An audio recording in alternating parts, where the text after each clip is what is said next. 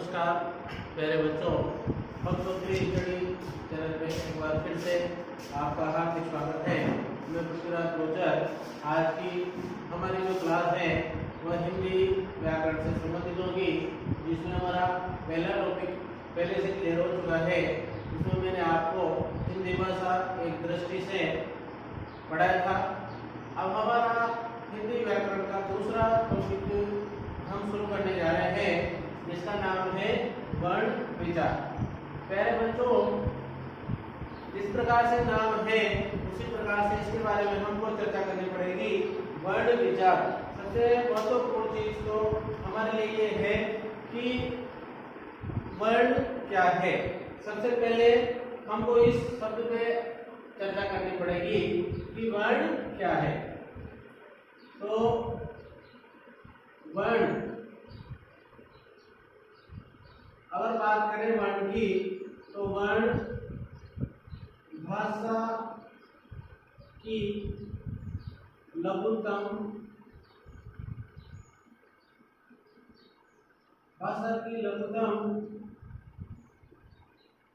या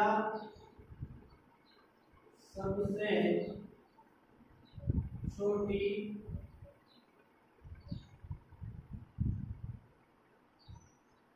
इकाई, या फिर इसको हम ध्वनि भी बोल सकते हैं। तो एक चीज हमारे को यहाँ समझ में आ रही है कि भाषा की लघुतम या जो सबसे छोटी इकाई है उसको हम क्या बोलेंगे? उसको हम बोलेंगे वर्ण। क्या बोलेंगे? वर्ण। यानी वर्ण किसे कहेंगे? कि भाषा की सबसे छोटी इकाई या ध्वनि, जिसे हम वर्ण कह सकते हैं। अब बात करें कि इसमें क्या क्या चीज महत्वपूर्ण है, तो वर्णमाला, वर्णों के समूह को वर्णमाला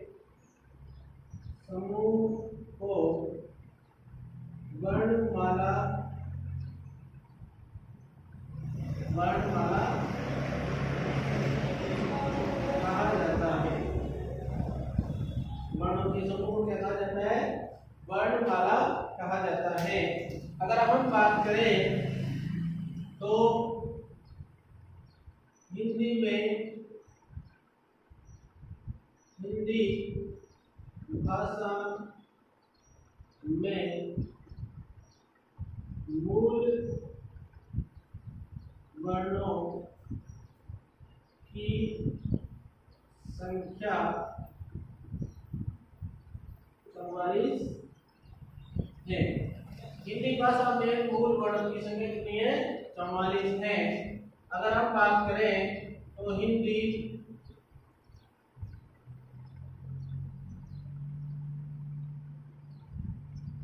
बाल पोथी के अनुसार मूल वर्णों की कुल वर्णों की संख्या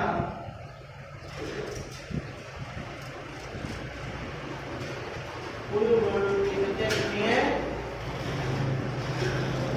कुल वर्णों की संख्या हिंदी बाल पोथी के अनुसार कुल वर्णों की संख्या आपके पास कितनी है? 49 है। अगर आगे बात करें तो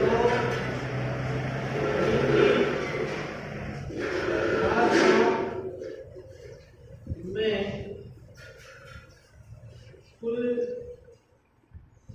वर्णों की संख्या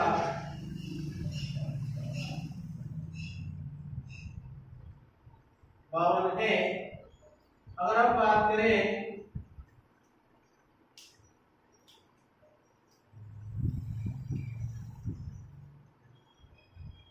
हिंदी भाषा में कुल ध्वनियों की तो उनकी संख्या 57, जो कि अन्य भाषाओं से भी आए हुए शब्दों को स्वीकार कर लिया गया है। इस प्रकार यहाँ पर ध्वनियों की संख्या बढ़ गई है, लेकिन वह मानक रूप से अभी वर्णमाला में सभी ले हुए है, इसलिए वर्णों की संख्या कम है और ध्वनियों की संख्या बढ़ चुकी है। यानी कि हमारे पास हम देखें तो यहाँ पर चार चीजें को याद रखनी है। हिंदी भाषा में मूल वर्णों की संख्या कितनी है? तो 44। हिंदी बाल पोथी के अनुसार कुल वर्णों की संख्या कितनी है? तो वह है 49। और अगर हिंदी भाषा में आपसे कुल वर्णों की संख्या पूछी जाएगी तो वह है 52। और अगर कुल ध्वनियों की संख्या पूछा जाए तो यह है 57। इस प्रकार से कॉमन जो क्वेश्चन अगर वर्णों की संख्या के आधार पर आते हैं तो आपको ये ध्यान रखना है, वर्णों के समूह को वर्णमाला कहते हैं। वर्ण किसे कहते हैं? भाषा की सबसे छोटी या लघुत्तम इकाई को हम वर्ण कहते हैं। हिंदी भाषा में मूल वर्णों की संख्या 44 है, कुल वर्णों की संख्या बालकोटी के अनुसार 95 है। हिंदी भाषा में कुल वर्णों की संख्या 52 है और हिंदी भाषा में कुल ध्वनियों की संख्या 57 है।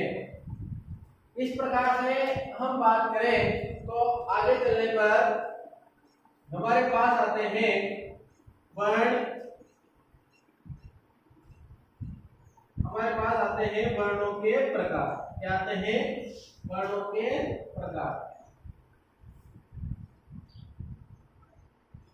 वर्णों के प्रकार अगर हम बात करें तो मूल रूप से वर्ण को दो भागों में बांटा गया है। दो भाग कौन कौन से हैं? ये दो भाग है, एक तो स्वर है और एक व्यंजन। तो प्यारे बच्चों, समझने की बात है कि स्वर किसे कहेंगे और व्यंजन किसे कहेंगे। इसको किस प्रकार से आप याद रख सकते हो? तो कॉमन सीधा आपको ध्यान रखना है कि स्वर जो स्वतंत्र रूप से बोला जा सकता है, यानी कि जिसका उच्चारण करने में किसी भी अन्य वर्ण की आवश्यकता महसूस नहीं होती है, वही वर्ण स्वर कहलाता है। यानी हम यहाँ लिख सकते हैं कि वे वर्ण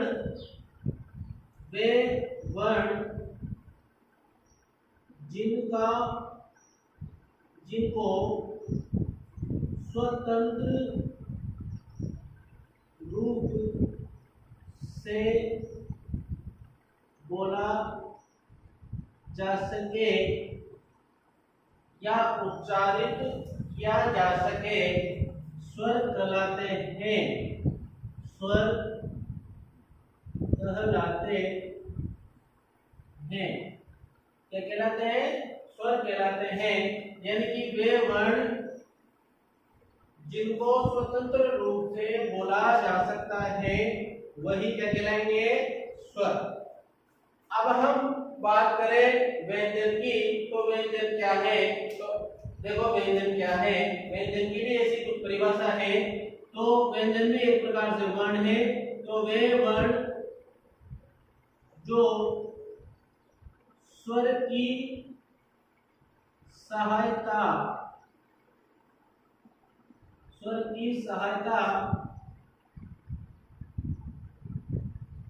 से ही बोला जा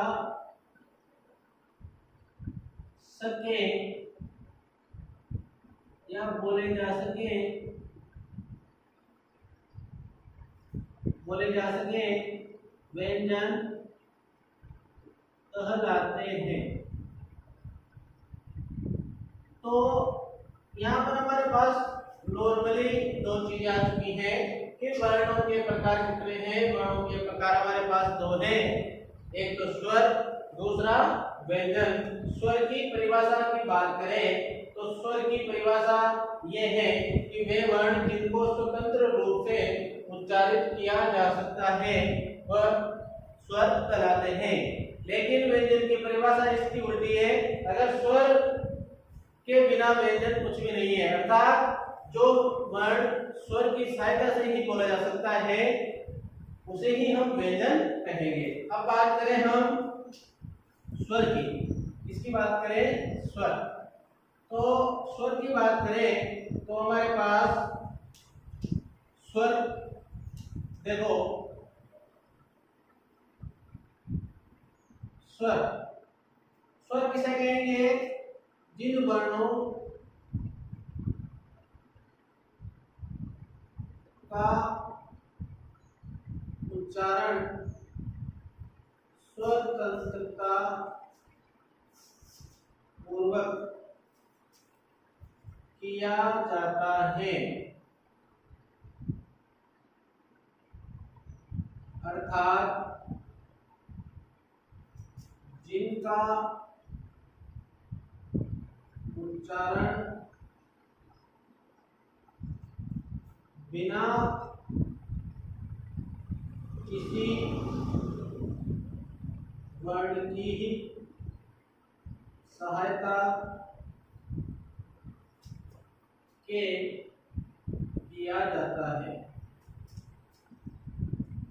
किया जाता है उन्हें स्वर कहते हैं। हिंदी भाषा में देखो, वर्णमाला में स्वरों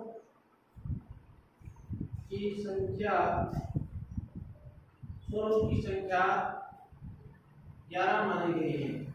11 मानी गई है, यानी कि स्वरों को कितने स्वर में माना गया है? 11 स्वरों में माना गया है। अब अगर बात करें अपन तो कौन कौन से हैं स्वर? देखो, अ, आ, ई, उ, डी, ए, आई, ओ, औ। अंग और अह ये दोनों ही स्वर नहीं माने जाते हैं, अयोगवा ध्वनियां मानी जाती हैं। इसलिए स्वरों की श्रेणी में ले रखा जाता है। इसलिए वर्णमाला में कितने स्वर हो गए? स्वरों की संख्या कितनी हो गई? 11। 1 2 3 4 5 6 7 8 9 10 11। इस प्रकार से हिंदी वर्णमाला में स्वरों की संख्या कितनी है? स्वर कितने हैं? तो वो कितने? 11। अब आगे चलेंगे तो अपन बात करेंगे व्यंजन की। इसकी बात करेंगे, व्यंजन की बात करेंगे अपन। तो व्यंजन को भी अपन मोटा मोटा रूप से यहाँ लिख लेते हैं। नॉर्मली इसकी बात कर रहे हैं अपन व्यंजन की। तो पहले बच्चों समझने लायक चीजें समझेंगे। जिन वर्णों का उच्चारण स्वरों की सहायता से ही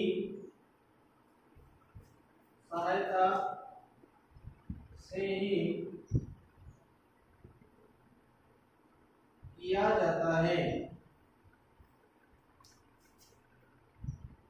अर्थात जिनका उच्चारण स्वतंत्रता पूर्वक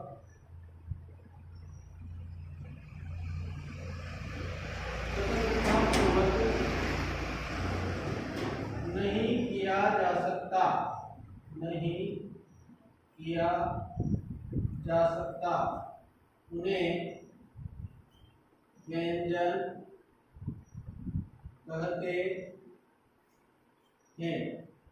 उन्हें व्यंजन कहते हैं। जिन वर्णों का उच्चारण स्वतंत्रता पूर्वक नहीं किया जा सकता या बिना किसी सहायता के नहीं बोला जा सकता, स्वर के बिना नहीं बोला जा सकता, उन्हें हम क्या बोलेंगे? उन्हें हम बोलेंगे व्यंजन अर्थात जो स्वतंत्रता पूर्वक नहीं बोला जा सकता। अब बात करें तो वर्णमाला में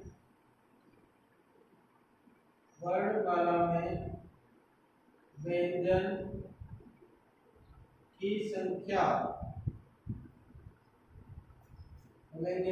कितनी है? तो वह है 33। कितनी है 33। अब 33 व्यंजनों की संख्या कौन कौन सी है, कौन कौन से वर्ण व्यंजन होते हैं देखिए। एक तो क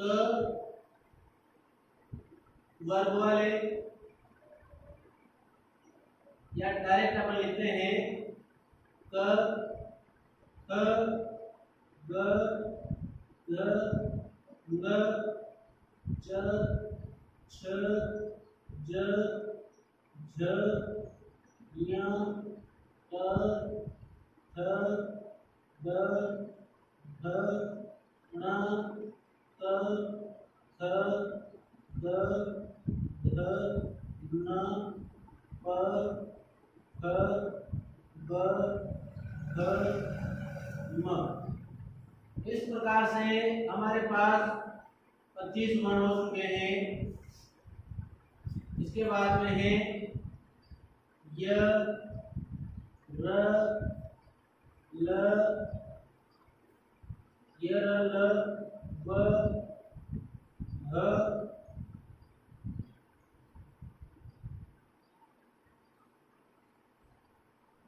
श श श। इस प्रकार से हम याद रख सकते हैं स स स और य। तो इस प्रकार से हमारे पास कुल वर्णों की संख्या कितनी है, इधर से ये हो जाते हैं 25 और ये हो जाते हैं 9। इस प्रकार से कुल कितने हो जाते हैं हमारे पास, कुल व्यंजनों की संख्या कितनी हो जाती है 33। तो देखिए प्यारे बच्चों, इसको ध्यान रखेंगे, वर्ण भाषा की सबसे छोटी या लघुतम इकाई है।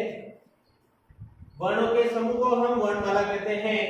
हिंदी भाषा में मूल वर्णों की संख्या 44। ध्यान रखें, प्रश्न कई बार पूछा गया है। हिंदी बाल पोथी के अनुसार वर्णों की संख्या 49 है। हिंदी भाषा में कुल वर्णों की संख्या 52 है। कुल ध्वनियों की संख्या 57 है। वर्णों को दो भागों में बांटा गया है, स्वर और व्यंजन। स्वर वे वर्ण जिनका उच्चारण स्वतंत्रता पूर्वक किया जा सकता है। व्यंजन वे व्यंजन जिनका उच्चारण स्वरों के बिना नहीं किया जा सकता, अर्थात स्वरों की सहायता से किया जाता है। इस प्रकार से वर्णों को 11 माना गया है। वर्णों की संख्या 11 है। अ आ इ ई उ री ए ऐ ओ औ। इस प्रकार से स्वरों की संख्या कितनी है 11। व्यंजन जिन वर्णों का उच्चारण स्वतंत्रता पूर्वक नहीं किया जाता है, केवल स्वर की सहायता से किया जा सकता है, अर्थात स्वर के बिना व्यंजन कुछ भी नहीं है। आप बोल के देख लेना, क में से अ की ध्वनि निकलती है, ख में से भी अ की ध्वनि निकलती है। अगर आप इसके बिना इसको बोलोगे, जैसे अब हम बोल रहे हैं क, तो क में से लास्ट में अंत में जो ध्वनि निकलती है वो निकलती है अ की। अगर आप क के साथ में अ को नहीं बोलोगे तो आप क को या किसी भी व्यंजन को नहीं बोल सकते हो, उच्चारित नहीं कर सकते हो। इसलिए हम व्यंजन की परिभाषा यही देते हैं कि जो स्वर की सहायता से ही बोला जा सकता है वही व्यंजन कहलाता है। इसके बाद में आगे चलेंगे, हमारे आगे जो चलेगा वह है स्वरों का वर्गीकरण। क्या चलेगा? स्वरों का वर्गीकरण हम पढ़ेंगे। तो स्वरों का वर्गीकरण किस प्रकार से किया गया है इसके बारे में जानेंगे। तो देखो कि स्वर जो वर्गीकरण किए गए हैं, जिनका वर्गीकरण हुआ है, उनकी कितने आधार माने 6 आधारों पे स्वरों का वर्गीकरण किया गया है। और इन्हीं 6 के 6 आधारों को हम पढ़ने वाले हैं। जिनमें देखो पहले नंबर पे आता है उत्पत्ति के आधार पर स्वरों का वर्गीकरण, यानी उत्पत्ति के आधार पर स्वरों को कितने भागों में बांटा गया है। इसी के आगे उच्चारण समय, मात्रा और काल के आधार पर, जीवा की क्रियाशीलता के आधार पर स्वरों का वर्गीकरण पढ़ेंगे, ओष्ठाकृति के आधार पर स्वरों का वर्गीकरण पढ़ेंगे, मुखाकृति के आधार पर स्वरों का वर्गीकरण पढ़ेंगे, और उच्चारण स्तरों के आधार पर भी हम स्वरों का वर्गीकरण पढ़ेंगे। तो आइए हम पहले नंबर पे चलते हैं। उत्पत्ति के आधार पर स्वरों को कितने भागों में बांटा गया है। तो देखो उत्पत्ति के आधार पर स्वर 2 प्रकार से बांटे गए हैं। पहले नंबर पे चलते हैं हम, तो यहाँ पर उत्पत्ति के आधार पर स्वरों का वर्गीकरण। देखो, उत्पत्ति के आधार पर स्वरों को दो भागों में बांटा गया है। तो कौन से हैं? उत्पत्ति के आधार पर स्वरों को दो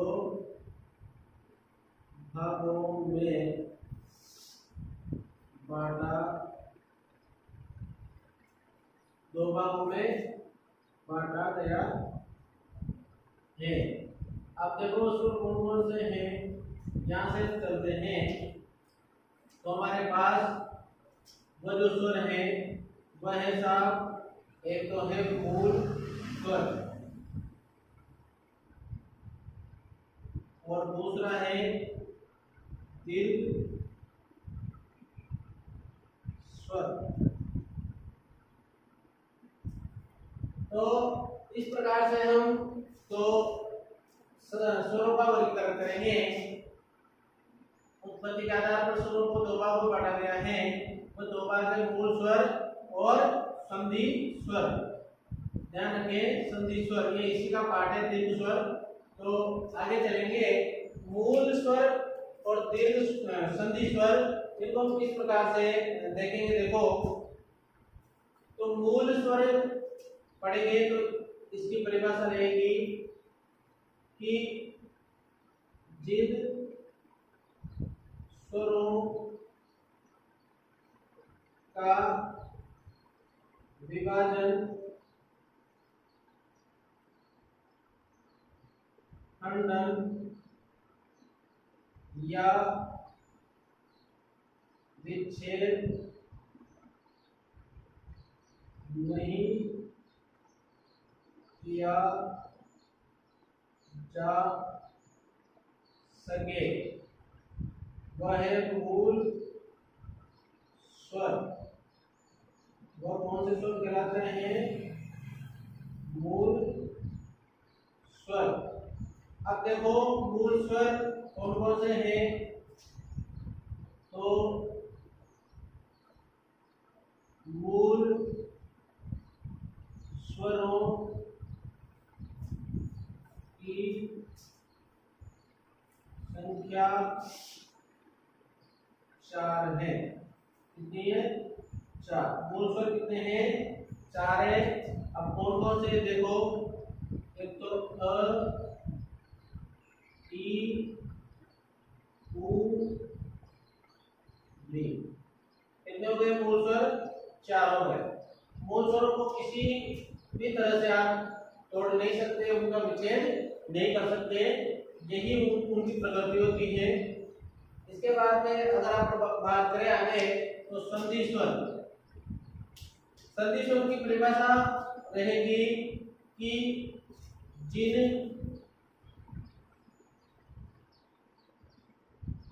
स्वरों का विभाजन खंडन या विच्छेद किया जा सके संधि स्वर कहलाते हैं। संधि स्वरों की संख्या, संधि स्वरों की संख्या 7 है। तो कितने हैं? 7 माने गए हैं। अब वो 7 कौन कौन से हैं? देखो, एक तो आ, ई, उ, ए, आई, ओ, औ। इस इसके बाद में अगर बात करें अपन तो ये 7 स्वर हो गए। अब इन 7 स्वरों को भी हम किस प्रकार से समझेंगे, देखो यहाँ पर हमको एक छोटी सी चीज सीखने को मिली। ये जो 7 स्वर हैं, ये जो 7 स्वर हैं, इन 7 स्वरों को किसी न किसी रूप में टुकड़े किए जा सकते हैं। जैसा कि परिभाषा में प्रतीत हो रहा है कि जिन स्वरों को आप तोड़ सकते हो, खंडित कर सकते हो, उनका विच्छेद कर सकते हो, तो वही बात संधि स्वर के अंदर आएगी।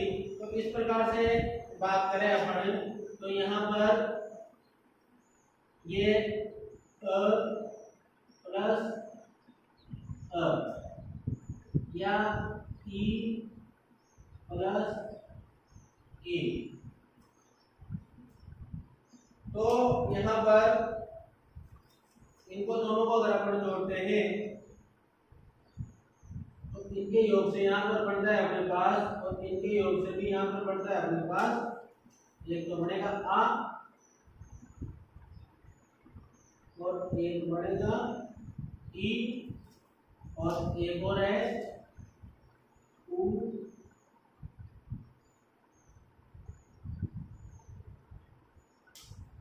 कौन सा बनता है उ, और किस किस के योग से बनेगा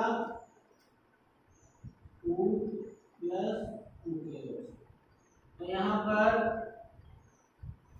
कितने स्वर हो गए हैं, 1 2 3 स्वर, कितने 3 स्वर, और कौन से हैं दीर्घ। दीर्घ का मतलब वे स्वर जो समान स्वरों के योग से बने उन्हीं को हम दीर्घ स्वर कहते हैं।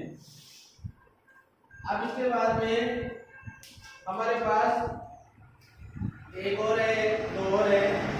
अपन बात करें यहाँ पर इसको और इसको मिलाने की, अगर इसको और इसको मिला दिया जाए तो, और इसको और इसको मिला दिया जाए,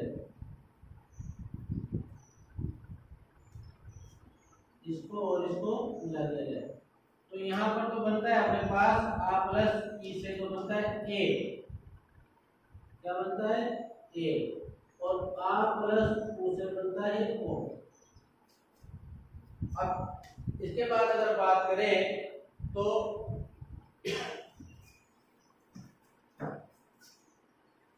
अपने पास फिर आ गए 2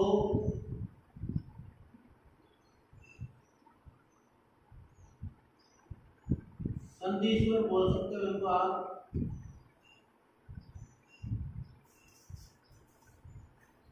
ठीक है, अब इसके बाद में अपने पास 2 और है, इनको अपन समझ लेंगे कि यहाँ पर समझ लेते हैं इधर कि आ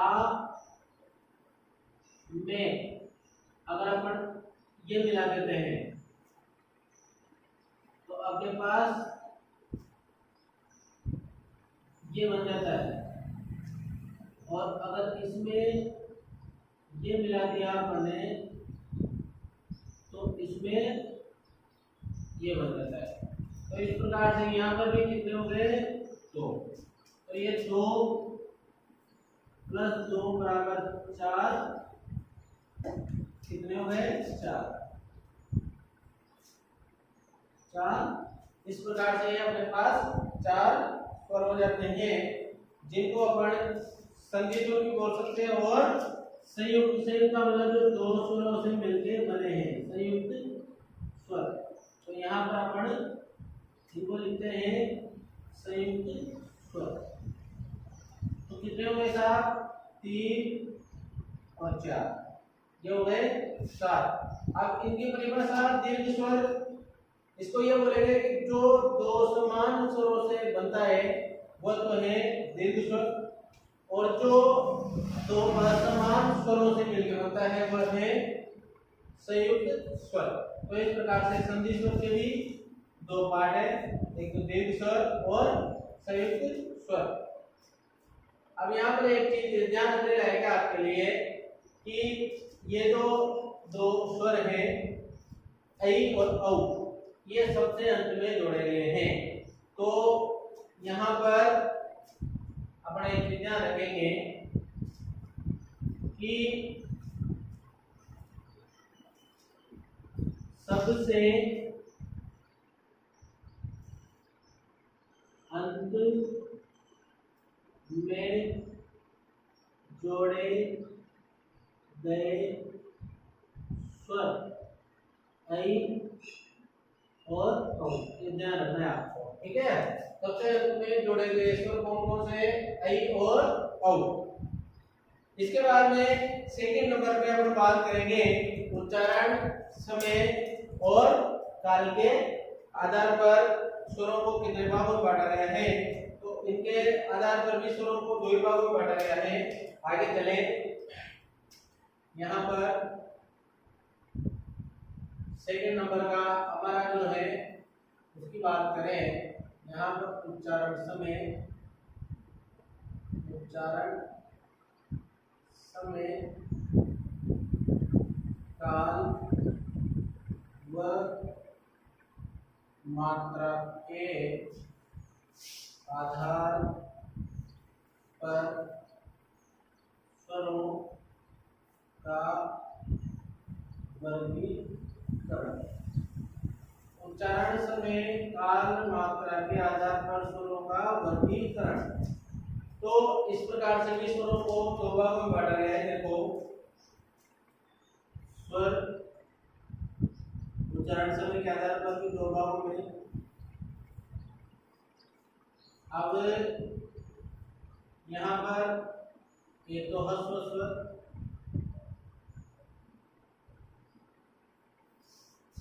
ह्रस्व स्वर और एक दीर्घ स्वर, या फिर अपन इसको गुरु स्वर भी बोल सकते हैं। तो यहाँ पर ध्यान रखें, ह्रस्व स्वर और दीर्घ स्वर, क्या इनको अपन यहाँ आप उसको दीर्घ स्वर बोल रहे हो तो इसको आप गुरु स्वर भी बोल सकते हो, और इसके अलावा इसको अपन द्विमात्रिक स्वर भी बोल सकते हो। द्विमात्रिक बोलो, गुरु बोलो। अच्छा, इसके अलावा इसको अपन बोल सकते हैं एक मात्रिक।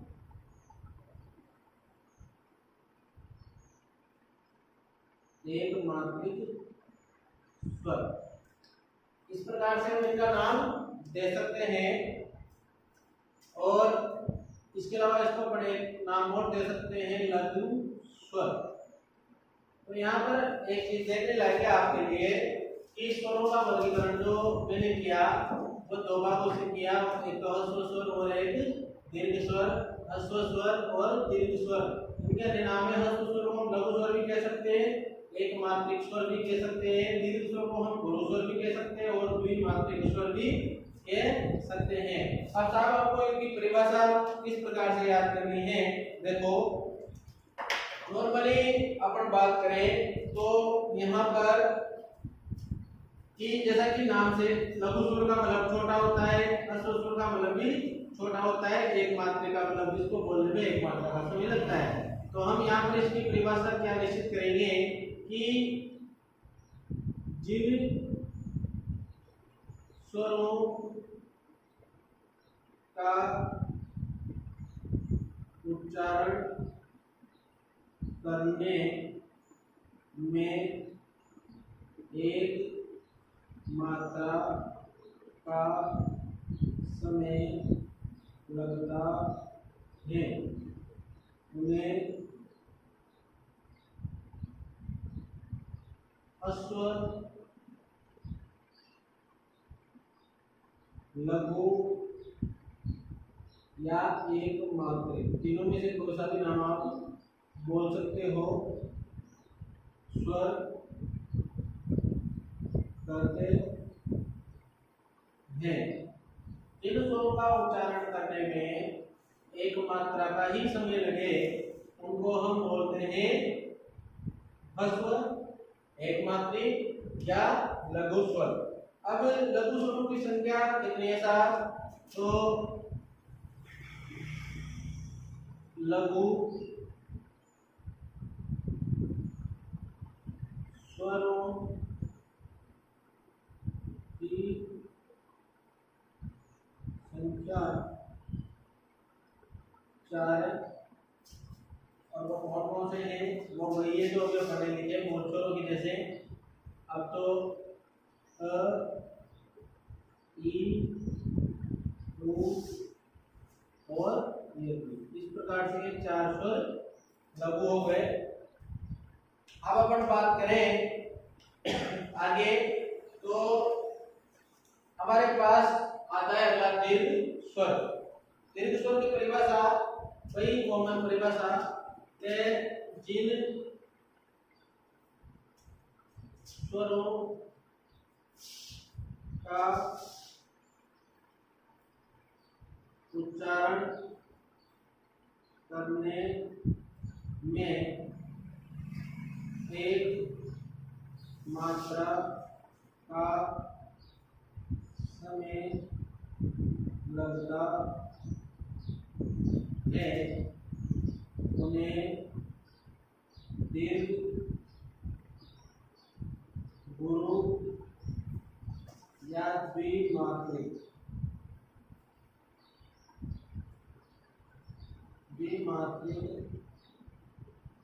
स्वर कहा जाता है। अब आगे चले, द्विमात्रिक की 2 मात्रा वाले जो शब्द हैं वो कौन कौन से हैं? तो गुरु स्वरों की संख्या 4 है, सॉरी 7 है।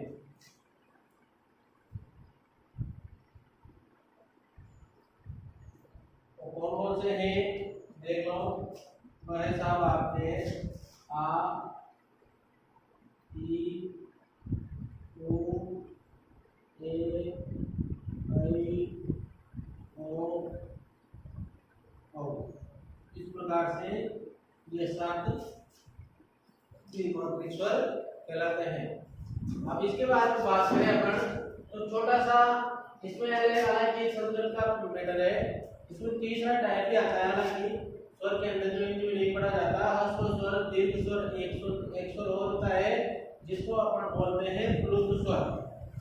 प्लुत स्वर समझने लायक चीज है, कभी काम में देखें कि जिन स्वरों का उच्चारण करने में 3 मात्राओं का समय लगता है, उन्हें अपन बोलते हैं प्लुत स्वर। 3 त्रिमात्रिक स्वर बोल सकते हैं, जैसे इस तरह से हो, तो इस प्रकार से 3 मात्राओं के बराबर का समय लगने वाला जो समय है वह है प्लुत स्वर।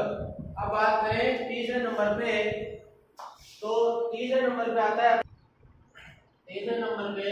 आता है जीवा की क्रियाशीलता के आधार पर स्वरों का वर्गीकरण।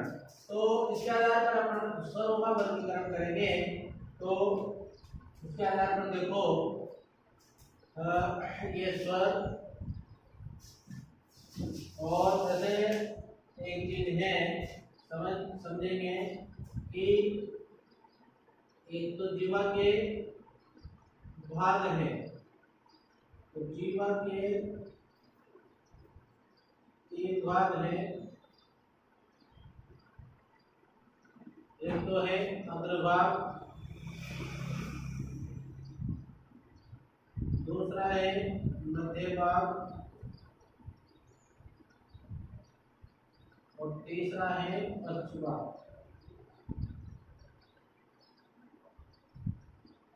तो ये ध्यान रखेंगे, जीवा की बात कौन से देखो समझेंगे। ये जीवा है, अब जीवा के अपन 3 भाग कर देते हैं। एक तो ये फर्स्ट भाग, ये सेकंड भाग और ये लास्ट वाला थर्ड भाग, उसको बोलेंगे फर्स्ट भाग। अब अपन बात करें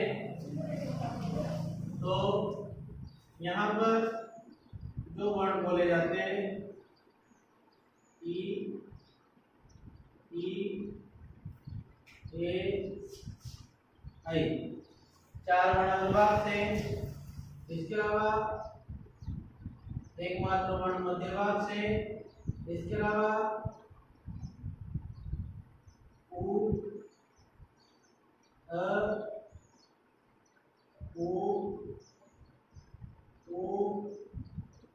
ए, सॉरी,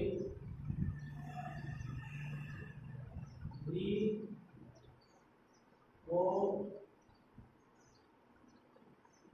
औ। तो इस प्रकार से हमारे पास वर्ण हो जाते हैं। ये मध्य भाग से ध्यान रखना और इसको यहाँ पर आ कर देना। इसके बाद अपन बात करें तो यहाँ पर स्थिति है 5 वर्ण 1 और यहाँ पर 4 वर्ण। तो एक लाइन बन रही है, लिखेंगे कि जीवा प्रयत्न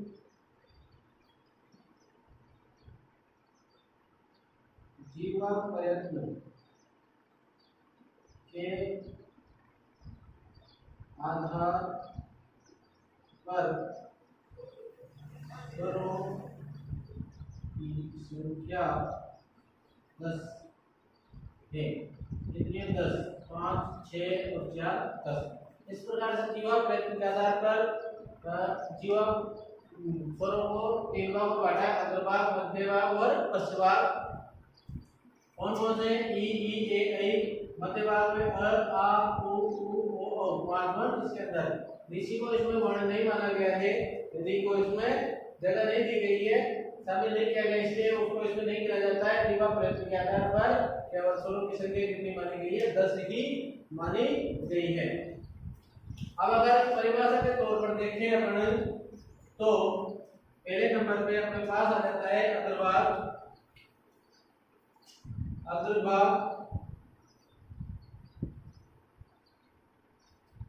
मध्य भाग और पश्च भाग। इसकी परिभाषा इस तरह से है कि जिन वर्णों का उच्चारण जीवा के अग्रभाग से किया जाता है। तो वो वर्ण कौन कौन से हैं?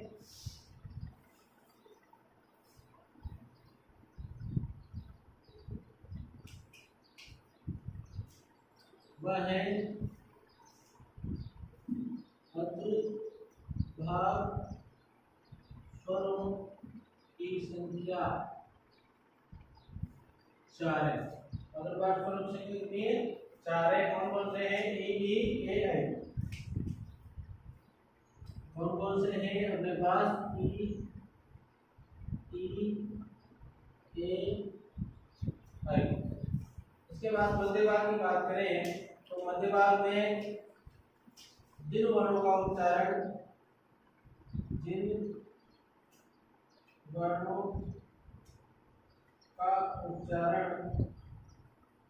जीवा के मध्य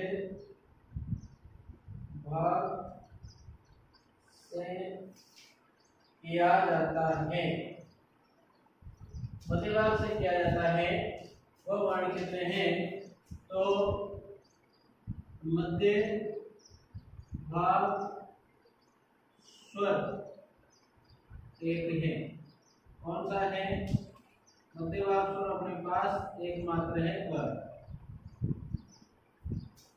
इसके बाद पश्च भाग की बात करें तो जिन वर्णों का उच्चारण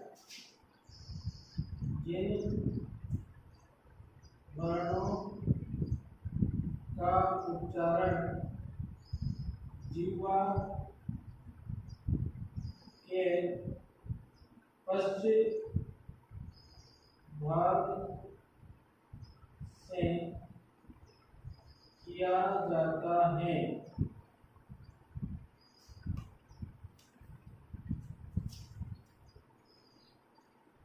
पश्चिम भाग स्वरों की संख्या 5 है। कौन कौन से 5 देखेंगे? एक तो आ, उ,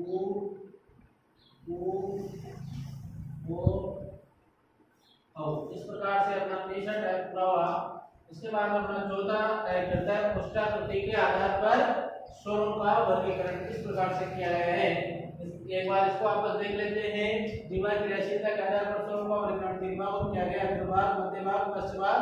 अग्रभाग आगे वाला भाग जिसे 4 वर्ण बोले जाते हैं, ई, ए, आई। मध्य वाला अ मात्र 1 वर्ण बोला जाता है और पश्च भाग से 5 वर्ण बोले जाते हैं, आ, उ, ओ। इसके अलावा जीवा प्रयत्न के आधार पर बात करें तो जीवा प्रयत्न के आधार पर स्वरों की संख्या मात्र कितनी मानी गई है? 10 ही मानी गई है। इसके बाद अपन बात करें वृत्त मुखाकृति ओष्ठाकृति के आधार पर स्वरों का वर्गीकरण। तो यहाँ पर ओष्ठाकृति के आधार पर भी जो स्वरों का वर्गीकरण हुआ है वह 2 भागों में ही इनको बांटा गया है। इनको ध्यान से देखें, समझें किस प्रकार से आपको समझाया जा रहा है। समझने के बाद आप पूरा याद कर सकते हो आराम से। इसके बाद में देखो अपने पास टाइप है ओष्ठाकृति के आधार पर 2 भाग बांटे गए हैं। एक तो है वृत्तमुखी गोलाकार, वृत्तमुखी गोलाकार, या फिर इसको अपन वृत्ताकार भी बोल सकते हैं। दूसरे नंबर पे अपने पास है अवृत्तमुखी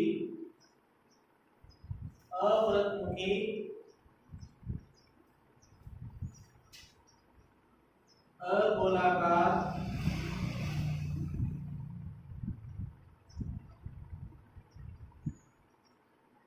या अवृत्ताकार।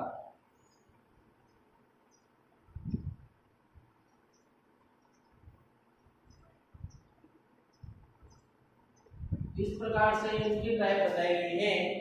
अब इनको किस प्रकार से याद कर सकते हैं? वृत्तमुखी स्वरों को और अवृत्तमुखी स्वरों को, इनकी परिभाषा ध्यान रखना।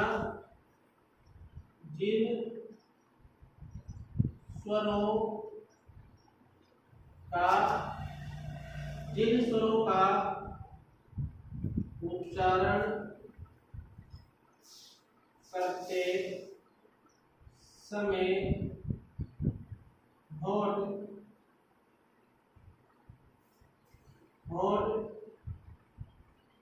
गोल आकृति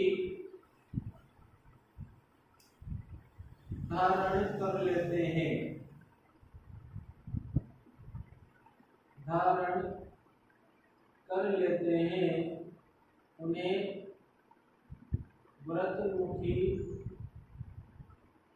स्वर कहा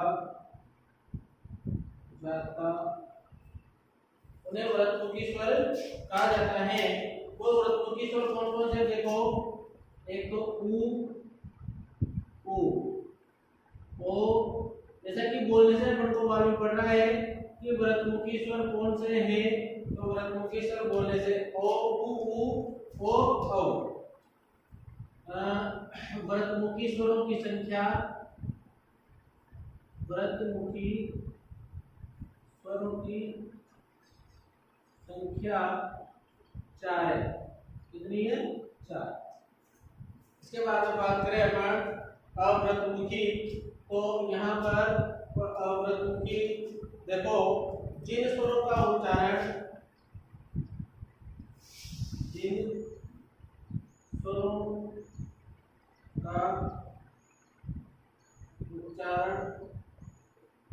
करते समय होंठ गोल गोल आकार धारण न करके अन्य आकार धारण कर लेते हैं।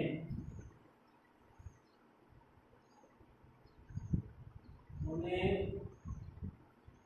अवृतमुखी स्वर कहा जाता है। जिन स्वरों का उच्चारण करते समय होंठ गोल आकृति धारण नहीं करके अन्य आकृति धारण कर लेते हैं, उन्हें हम क्या कहेंगे? उन्हें हम कहेंगे अवृतमुखी स्वर कहेंगे। अवृतमुखी स्वरों की संख्या 7 है। यहाँ पर हम लिखेंगे अ,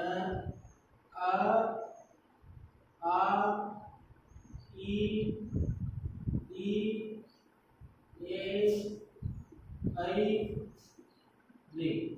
इस प्रकार से अवृतमुखी स्वरों की संख्या कितनी हो गई? 7। अवृतमुखी स्वरों की संख्या 7 है। अवृतमुखी स्वरों की संख्या कितनी है? 7 है। इस प्रकार से हमने औष्ठाकृति के आधार पर स्वरों का वर्गीकरण पढ़ा। स्वरों का वर्गीकरण 2 प्रकार से माना गया, वृतमुखी और अवृतमुखी। यानी वृतमुखी 3 स्वरों का उच्चारण करते समय होंठ गोल आकृति धारण करते हैं, वो वृतमुखी स्वर कहलाते हैं। ये 4 है, उच्चारण से ही मालूम पड़ जाता है। वृतमुखी स्वरों की संख्या 4 है। अवृतमुखी जिनको उच्चारण करते समय होंठ गोल होकर के अन्य आकृति धारण करते हैं, और उन अक्षरों की संख्या कितनी मानी है? 7 मानी है। और उनकी अक्षरों की संख्या कितनी है? 7 है। इस प्रकार आगे चले। अपन अपना अगला टाइप आता है मुखाकृति के आधार पर। मुखाकृति के आधार पर जो स्वरों का वर्गीकरण किया गया है, तो स्वरों का वर्गीकरण देखो 4 भागों में किया गया है। यहाँ पर अपन देख रहे हैं कि मुखाकृति के आधार पर स्वरों का वर्गीकरण। तो मेरे नंबर पे आता है अपने समृद्ध स्वर, दूसरा है अर्ध समृद्ध स्वर, तीसरा है विवृद्ध स्वर, और चौथा है अर्ध विवृद्ध स्वर। अब अपन इनको समझने का प्रयास करेंगे। तो समझने का प्रयास किस प्रकार से? देखो, समृद्ध स्वर की परिभाषा जब अपन लिखते हैं तो छोटा सा ध्यान रखिए कि जिनका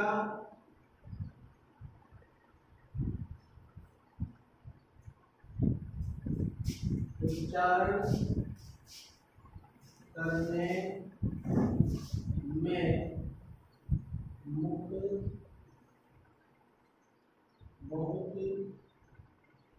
कम होता है, समृद्ध स्वर कहलाते हैं। समृद्ध स्वर कहलाते हैं। इसके बाद अर्ध विवृद्ध की बात करेंगे। अगर अपन अर्ध विवृद्ध में देखो,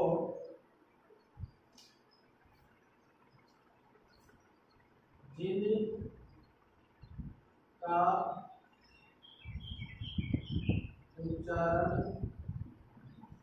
करने में मुख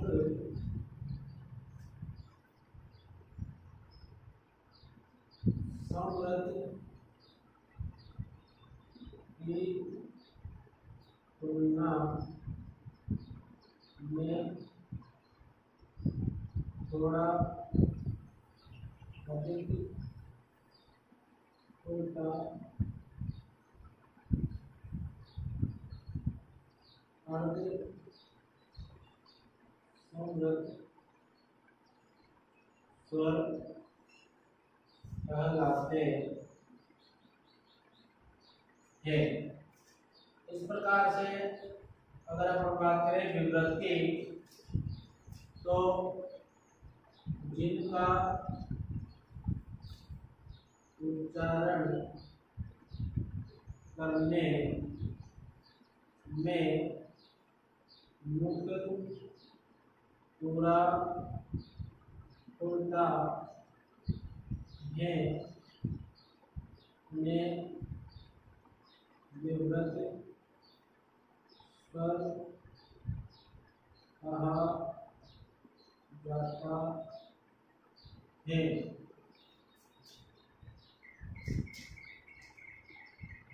इसके बाद में अगर बात करें तो यहाँ पर जिनका उच्चारण करने में मुख विवृत से थोड़ा कम तथा अर्ध समृद्ध से थोड़ा अधिक खुलता है। अर्ध विवृत स्वर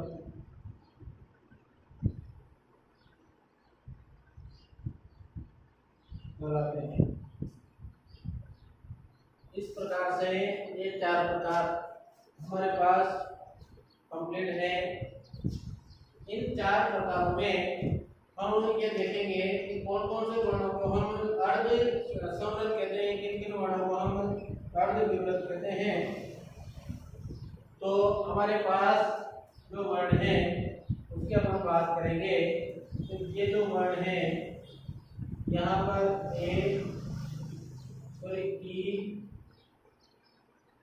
ई, ओ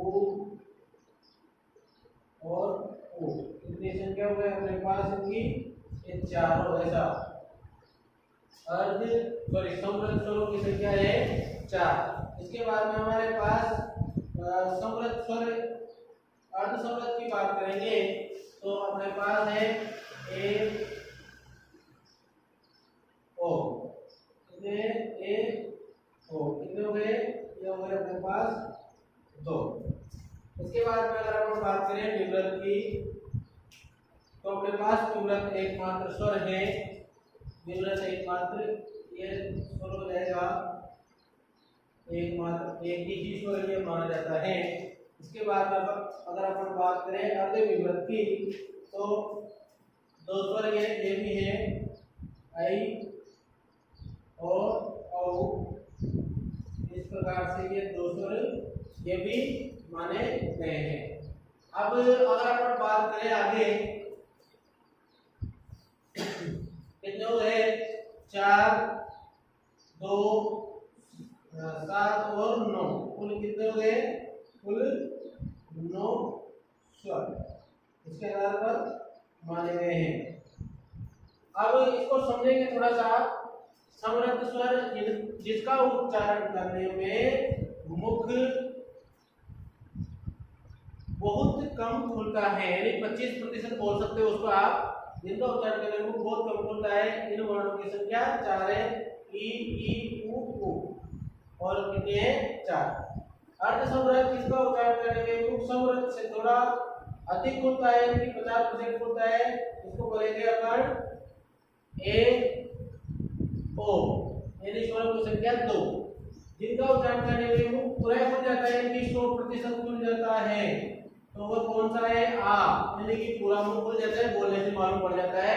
अर्ध विवृत की बात करें तो जिनका उच्चारण करने में मुख विवृत से थोड़ा कम और अर्ध समृद्ध से थोड़ा अधिक होता है, तो वो होता है अर्ध समृद्ध अर्ध विवृद्ध स्वर, जो ये है आई और ओ, थोड़ा अधिक खुल जाता है। इस प्रकार से उच्चतर प्रश्न की बात करें तो वह खुल जाता है। इस प्रकार से अपना जो अगला लास्ट है, उच्चारण स्थल के आधार पर स्वर कितने भागों में बांटे जाते हैं, उसकी हम बात करते हैं। तो उच्चारण स्थलों के आधार पर जो स्वरों का वर्गीकरण है, उसको आप देखो, उनको 7 भागों में बांटा गया है। तो ये स्वर है, यहाँ से देखेंगे आप कि स्वर उच्चारण स्थान के आधार पर कौन कौन से होते हैं। तो यहाँ पर एक होते हैं कंठ, तालु, मूर्धा, दंत, जैसे 7 भाग हैं। तो पहले में तो कंठ और दूसरे नंबर पे तालु,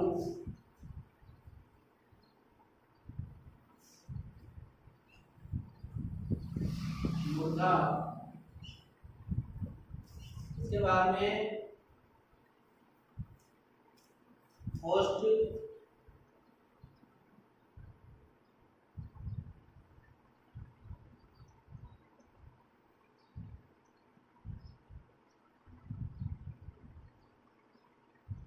और इस प्रकार से कंठ प्लस ओष्ठ।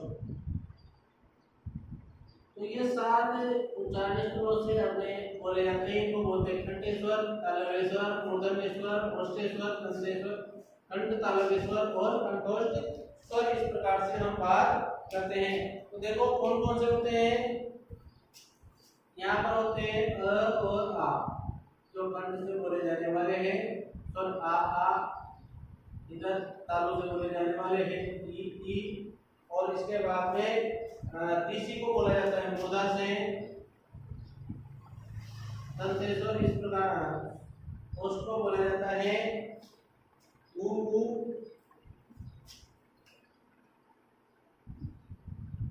इस प्रकार से दंत को बोला जाता है, कुछ भी नहीं बोला जाता है।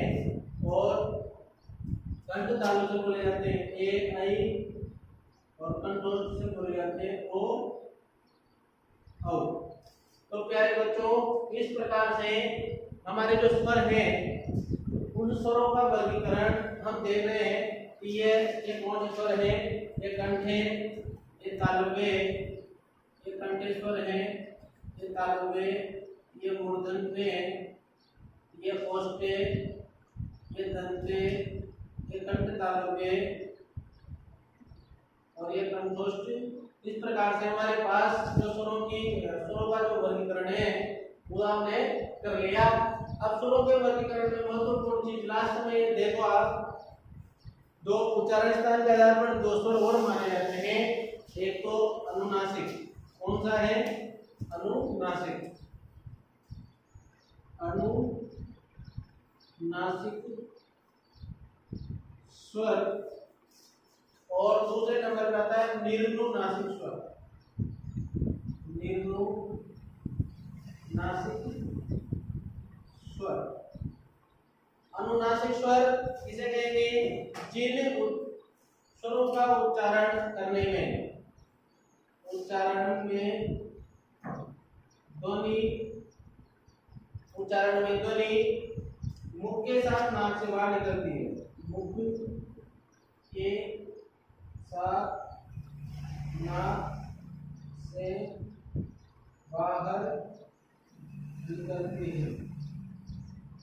ये अनुनासिक में देखो, उच्चारण के साथ ध्वनि मुख के साथ नाक से बाहर निकलती है उच्चारण में, वह है अपने पास अनुनासिक स्वर। हालांकि एग्जाम में पूछे नहीं जाते, अ, ई, आ, इस प्रकार से ये माने जाते हैं। और निरनुनासिक स्वर जिन स्वरों का उच्चारण करते समय ध्वनि केवल मुख से निकलती है, यानी उच्चारण करते समय ध्वनि केवल मुख से ही निकलती है, वह है निर्नुनासिक स्वर। तो इस प्रकार से अपन बात कर ले, बात हो गई अपने स्वरों का वर्गीकरण अपन ने पढ़ा। तो स्वरों का वर्गीकरण आप इसको अच्छे से वीडियो को देखें, लाइक करें, सब्सक्राइब करें और अधिक से अधिक अपने मित्रों को ये चैनल का लिंक शेयर करके अधिक से अधिक सब्सक्राइब करवाएं।